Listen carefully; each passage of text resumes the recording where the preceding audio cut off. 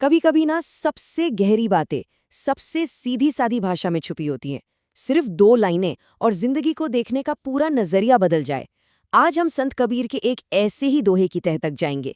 एक ऐसा दोहा जो अहंकार मतलब ईगो और उससे आजादी के सारे राज खोल देता है। तो चलिए शुरू करते हैं ये सफर।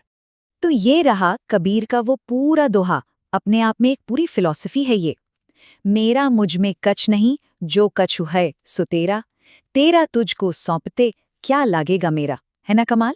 ये सिर्फ शब्द नहीं है, बल्कि एक ऐसी सच्चाई है जो हमें सीधा हमारे वजूद, हमारी हस्ती की जड़ से जोड़ती है। चलिए इसे एक एक करके समझते हैं। देखिए, इस दोहे की खूबसूरती इसकी सादगी में ही है। तो इसे अच्छे से समझने के लिए हम इसे 2 हिस्सों में तोड़ लेते हैं। पहला हिस्सा वो जुड़ा है मेरा के कॉन्सेप्ट से। हाँ, बस ये एक शब्द जो हमारे सारे अहंकार की, हमारे ईगो की बुनियाद है। तो पहली लाइन ये तो सीधा हमारे होने के एहसास पर चोट करती है। मेरा मुझ में कछ नहीं, जो कछु है सो तेरा। अब इसका मतलब सिर्फ इतना नहीं कि मेरे पास कुछ नहीं है। नहीं, ये उससे कहीं ज्यादा गहरा है। ये एक तरह का एक्सेप्टेंस है, एक स्वीकार है कि ये जो हमारा शरीर है, हमारे ख्याल है, हमारा टैलेंट है, असल में ये सब कुछ उस ऊपर वाले से, या कह ले कि इस यूनिवर्स से उधार मिला है। सोचिए, हम दिन भर यही तो कहते हैं, मेरा शरीर, मेरे विचार, मेरी कामयाबी, है ना? ये लाइन सीधा हमारे इसी मालिकाना हक, इसी ओनरशिप वाली फीलिंग को चैलेंज करती है। कबीर बस हमें ये याद दिला रहे हैं कि भाई, ये सब एक एक तरह का भ्रम है, एक इल्यूजन है जिसमें हम सब फंसे हुए हैं। और पता है, मेरा की यही जो फीलिंग है ना, इसी से ईगो यानी अहंकार पैदा होता है।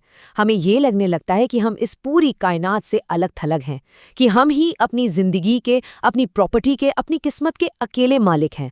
और सच तो ये है कि यही अकेलापन, यही अलगाव हमारी सारी तकलीफों की जड़ है। तो ये सब हमें एक बहुत बड़े सवाल के सामने लाकर खड़ा कर देता है। अगर ये शरीर, ये पैसा, ये रिश्ते नाते सब कुछ टेम्परेरी है, तो फिर हम असल में किस चीज़ के मालिक हैं? क्या हम सच में किसी चीज़ को ओन करते हैं, या फिर हम बस एक सफ़र पर निकले मुसाफिर हैं जिन्हें कुछ चीज़ें थोड़े वक्त के लिए संभालने को मिली हैं? अब देखिए, कबीर की यही तो खासियत है। वो सिर्फ ईगो की प्रॉब्लम बताकर हमें छोड़ नहीं देते। नहीं, दोहे की दूसरी ही लाइन में वो इसका सोल्यूशन भी देते हैं। और वो सोल्यूशन है तेरा की सच्चाई में, यानी सरेंडर की ताकत में। और ये रही आजादी की वो चाबी, तेरा तुझको सौंपते क्या लागेगा मेरा। वाह, ये लाइन सिर्फ एक बात नहीं है, ये तो एक पावरफुल मंत्र की तरह है जो अहंकार की सारी जंजीरों को एक झटके में तोड़ सकता है। तो ये जो सरेंडर करने का लॉजिक है, इसको समझते हैं। ये कोई हार मानना नहीं है, बल्कि ये तो एक गहरी समझ है। पहला स्टेप क्या है? बस ये मान लेना कि सब कुछ उसी एक सोर्स से आया है, उसी का है। फिर दूसरा स्टेप, मन ही मन में सब कुछ उसी को वापस लौटा देना। और फिर आखिरी और सबसे ज़रूरी स्टेप, ये एहसास करना कि अरे, जो चीज़ कभी मेरी थी ही नहीं, उसे लौटाने में मेरा नुकसान कैसा, क्या जाएगा मेरा।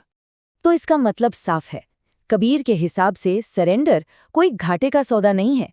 ये तो बस उस बड़ी सच्चाई को पहचानना है जो हमेशा से थी, कि हम मालिक नहीं हैं, हम तो बस केयर टेकर हैं, ट्रस्टी हैं, जैसे कोई इस जिंदगी के बाग का माली हो, मालिक नहीं। तो अब जब हम इन दोनों लाइनों को एक साथ जोड़कर देखते हैं, तो हमें ईगो के इस बोझ से आज़ाद होने का एक बहुत ही पावरफुल रास्ता दिखाई देता है। तो सवाल ये है कि मेरा से तेरा तक का ये जो सफ़र है, ये असल में दिखता कैसा है? देखिए, ये फ़र्क कितना साफ है। एक तरफ है मेरा वाली जिंदगी, जिसमें अहंकार है, टेंशन है, हर चीज़ से अटैचमेंट की जंजीरें हैं। और दूसरी तरफ है तेरा वाली जिंदगी, जहां सरेंडर है, सुकून है और आज़ादी की खुली उड़ान है। ये तो सच में एक बोझ को आज़ादी से बदलने जैसा है। और असल में यही इस दोहे की सबसे बड़ी आज़ादी है। सोचिए, किसी चीज़ को खोने का डर हमें कब लगता है? तभी ना, जब हम मानते हैं कि वो चीज़ हमारी है। लेकिन जिस पल हमें ये एहसास हो जाता है कि कुछ भी हमारा था ही नहीं, तो फिर डर की कोई वजह ही नहीं बचती। सारी चिंता, सारी इनसिक्योरिटी का बोझ अपने आप हल्का हो जाता है। तो कुल मिलाकर देखें तो कबीर का ये दोहा सिर्फ एक कविता नहीं है, ये तो एक पूरा स्पिरिचुअल रोड मैप है।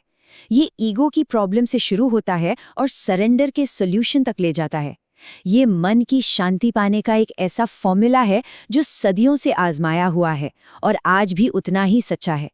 तो इस बातचीत को हम इसी एक गहरे सवाल पर छोड़ते हैं। कबीर कह रहे हैं कि असली शांति ज्यादा से ज्यादा पाने में नहीं है, बल्कि इस एहसास में है कि असल में हमारा कुछ है ही नहीं। बस एक पल के लिए सोच कर देखिए, अगर ये बात सच में महसूस हो जाए तो हमारे कंधों से कामयाबी का, नाकामी का, उम्मीदों का कितना बड़ा बोझ उतर सकता है।